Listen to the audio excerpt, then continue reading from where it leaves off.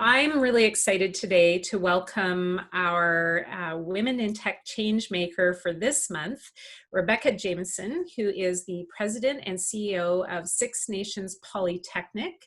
And Rebecca is also a member of the McMaster University Board of Governors.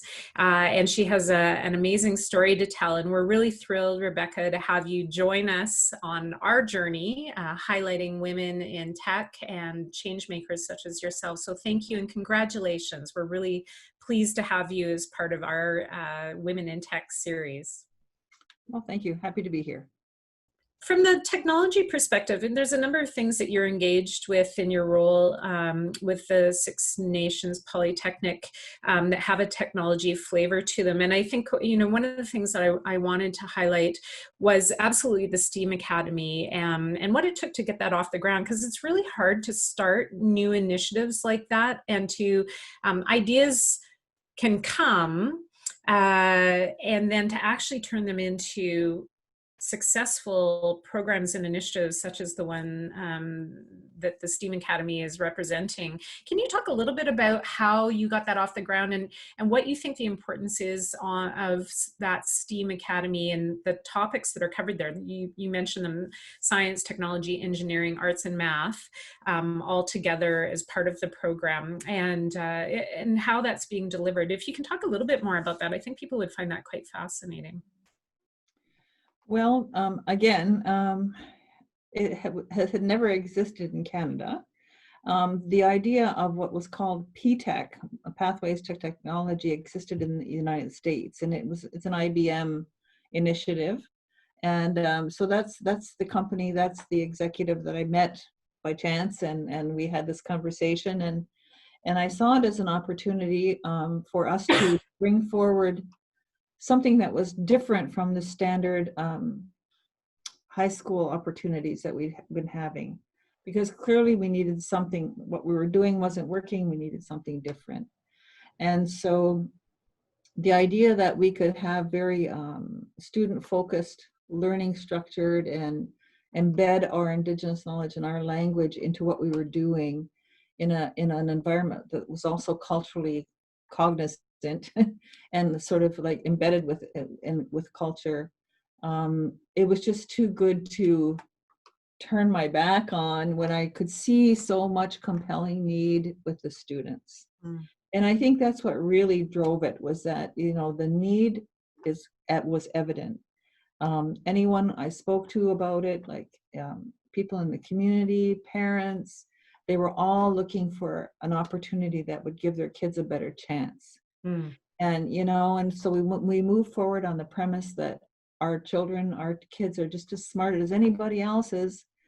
They need the right opportunity. We need to create the right opportunity. So again, serendipity came. We had leaders who were at the federal level, federal minister, who, when we talked to the minister, was like, you know what, this can work.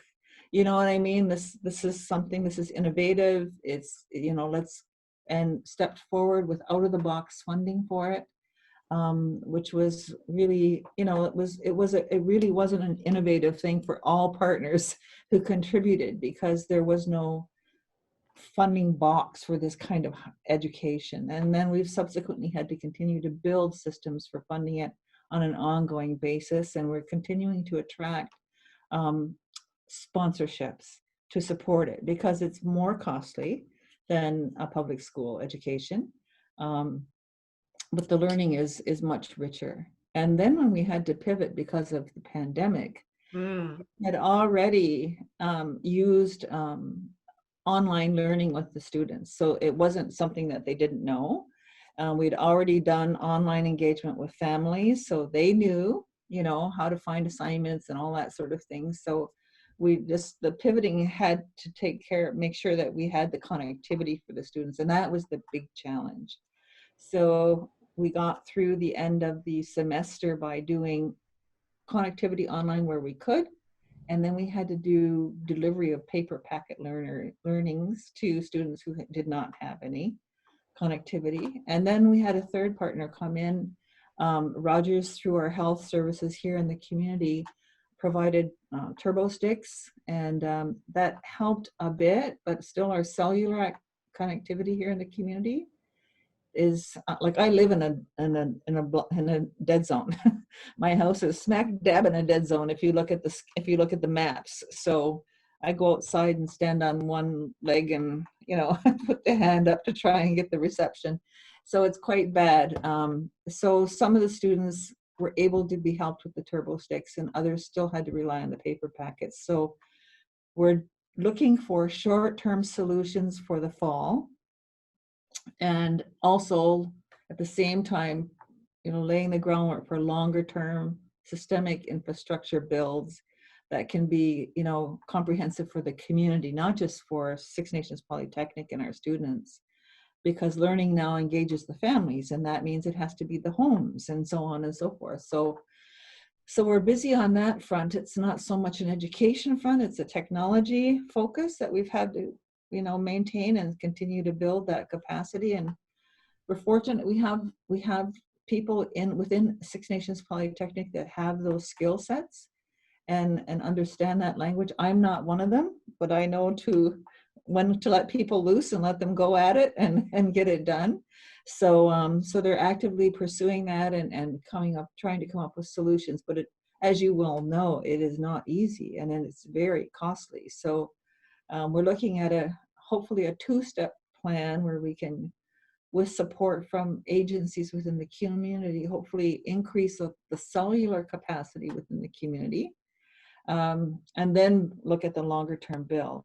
But we're still looking at having to have maybe Wi-Fi hubs within the community, because we also run an after school program. We run what's called a homework support program, and that services students from grade 5 right up into college. And then we hire tutors who come in, and normally they come to this campus at Six Nations, but we can't do that right now. So we're going to have to do a virtual homework support. And we're looking to have at least one hub for that, where people who have no connectivity can go, and it'll be physically distanced and all of that. So still lots to do before the semester starts. Lots to do. Yeah, I know. And I know we're talking in late August, and that fall semester is coming really rapidly. And, you've touched on a number of things I think are really relevant. So I think when we're involved with technology, there's so much opportunity to talk about the innovative technologies and the amazing ways technology can support us. And what we have learned, as you've clearly articulated, is if we don't have that solid foundation where everybody has equal access to network connectivity, to get onto the broadband environments in order to provide them with access, there is no innovation. I mean, we really struggle with that challenge. And I know that you and your team are working very hard. And I know that there's partners from Wilfrid Laurier University, and I'm engaged with Orion as well. And McMaster, some of our colleagues at McMaster are working very much with your community as well on these issues. And I think they are really critically important. And I was on a call not that long ago with the ministry who was asking about digital learning and all of these initiatives. And a lot of people on the call said, from various institutions, colleges and universities across Ontario, said the issue that's most prevalent right now, and so the real big problem, is connectivity and making sure that there's equity across the province for people there. So I really hear what you're saying, and I really applaud you and your team for driving forward those concerns and looking for different ways to help to expand your capabilities. But there's really fundamental things that need to be addressed there. So, and I think in my mind that also highlights again how you in your role are not just concerned about the Polytechnic Institute. It's your community and the change that you're trying to drive to improve your community and its ability to continue to advance and succeed. And so again, congratulations to you. But it's worrisome. I mean, this must be concerning for you when you look at your students and you want them to have all the opportunities that they deserve and should have, to know that there's these fundamental things that are so hard to fix. It's infrastructure, but it's really hard to fix, isn't it? It is, but I mean, we have to put things into priority, and the student safety is the #1 priority. So once we sort of reset ourselves and, we realize that this is where we're coming from with that first. If it takes us some time to address the technology thing, it's going to take us some time, so we just have to take cautious steps, making sure that the safety of the learners and the families, because it's always the families, it's the community always. We can't just think about the school, right? And so we do what we can. Yeah, absolutely. Well, and good for you. And you're right. We have to prioritize the things. I think all of us have learned the lesson that health is the most important thing, and safety priorities are there before anything else. Can we talk a little bit more about the STEAM Academy for a few moments? I wanted to talk to you. The program itself sounds amazing, and I think it's providing great opportunities. What do you have any particular stories that you might be able to highlight that talk about how that has changed or provided opportunities to some of your students? I understand that there's this great partnership with IBM, which is wonderful, and the opportunity potentially for individuals coming out of the STEAM Academy to look for opportunities within IBM, and I'm sure there's other places where they've been able to pursue maybe different activities or career opportunities than they may have had available to them before. Is there anything in particular that you might be able to highlight for us there, Rebecca? Well, we have some, I would call them up and coming stars among the student body who are just, they're excelling in the learning, and they have their eyes on working with IBM. And they're guaranteed, when they complete the program, they're guaranteed an interview, you know what I mean? And leading to that, there's work placement, integrated work placement that happens. So I think there are opportunities, should they want to work with that company, they certainly can. We went and spoke to, I can't remember the event, it was a big IBM event where the outgoing president was giving her last sort of comment, and and uh, and one of my students went, and Okay. he great. I always take the students. The students always talk for themselves, right? And he spoke, and I think he did well, actually the Canadian president said, "That's the best job interview I've ever experienced." And the audience just all applauded, because he was just like, this is what I'm doing, and this is what I'm capable of, and this is what I'm going to do in the future, and I'm going to, like this. And he was just so very firm and confident. And he's a grade 9 student Wow. that, he did. I mean, he just wowed them. And so, the president said, "I've never had a job interview like that. Thank you." That's excellent. That's exciting. And, and the young man said to me, "Well, I'm really after his job." I love that. On the side, between he and I, I'm after Yeah, his job. So I said, "Well, you're probably going to be able to do it, stay absolutely. on path." And so, I mean, those are just some of the stories, and it's just seeing the change in the students when they go through like we have Tech Tuesdays or Tech Wednesdays, sometimes it's called, and the IBM team volunteers come in and do things with the students, and it just keeps them really engaged and focused on the practical and the reality and the application of their learning. And they see potential there for themselves, and they see themselves doing these things. So yeah, it's you see the change in the students. It's incredible. From grade 9, shy, eyes down, not talking, not looking at anybody, to like 6 months later, like in the hallway going, "Hi, how are you doing?"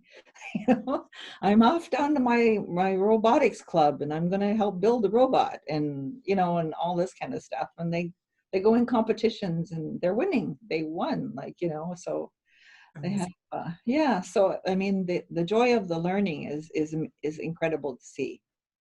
How might you advise a young woman or young people generally to think about technology and what its potential opportunities are, and to build a career in that space? Well, the whole area of learning is going through a change process, as far as I can see. You know, I think we're going to see a shift from standard programs as they're organized now in post-secondary institutions to more fluid, modular, micro-credentialed pieces. And so, and a lot of the technology, because it's ever changing and ever evolving, you know, I would encourage people to consider taking things in bits, you know what I mean? And working at the same time. In this day and age, I mean, everybody's part of the gig economy now, you know what I mean? And, you know, so being able to be, I would call it nimble and flexible and ongoing learning at the same time. So get a set of skills, start working, and then keep looking for opportunities. Like, I'm not a person who knows technology, but I know people who know technology. So, you know what I mean? I get those folks in place, and you know, I get them, and I let them, as I say, I let them loose to do their thing. And I'm pleased to say that we have more and more women coming forward and fulfilling that role and in that role right now. So that would be my advice to them, is look for opportunities that are where you can get some skill sets quickly and get yourself applying those in employment and get an income stream happening. Then you become independent financially. You can be independent financially and continue on a lifelong learning path. You know, Well, you're, well, and I was going to say you're a great example of a lifelong learner, and I think you're being self-deprecating with your comment about not knowing technology, because the reality is everything that you do in delivering the work that you do is in you know, very integrally involved with technology, really. And so you know, in my position as well, I think it's important to be conversant and to understand the value of people gaining knowledge and experience and exposure to technology and how that can move you forward. It doesn't mean that you have to be the person who's actually delivering the technology, right. which is a critical piece of this, but you're building our future through your Six Nations Polytechnic and the programs that you've put in place. And that's amazing. I mean, that's a real investment in the future. And so congratulations. I think it's really exciting work that you're doing, and really inspiring work as well, Rebecca. Really appreciate that. Thank you. Keeps me going. Yeah, I bet it does. I bet it does. Hopefully you're getting a little vacation time in there. We're going to wrap up. I do want to congratulate you again for all the amazing things that you do, and your connection with McMaster University, and the story that you've told us is really quite something. You've really been a huge contributor to this region, and so thank you for that. As part of our Women in Tech Changemakers series, I think you're a real inspiration, and I both applaud you and want to say thank you to you for being a willing participant for us, so that we can highlight your story. And what I imagine is we're going to inspire a number of people with your story. So thank you for giving us the opportunity in what I know is an extremely busy time for you. It's been really a pleasure to speak to you today, Rebecca. Well, thank you. I hope it does. Someone gets inspired and carries on. Absolutely.